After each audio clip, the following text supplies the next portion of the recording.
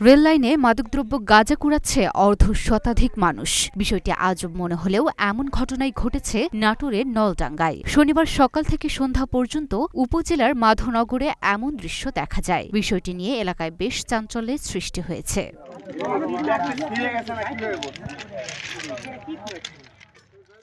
স্থানীয় সূত্রে জানা যায়, উপজেলার মাধবনগর রেলওয়ে স্টেশনের দক্ষিণে ২৫৩ নং পিলারের কাছে কয়েক কেজি গাঁজা দেখতে পান স্থানীয়রা। বিষয়টি ছড়িয়ে পড়লে লোকজন সেখানে ভিড় জমায় এবং সেগুলো কুড়িয়ে নিয়ে যায়।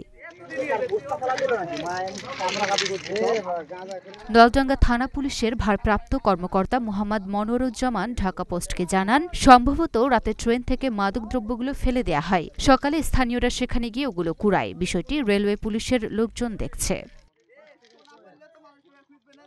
Luna Afroz Snipa, Dhaka post.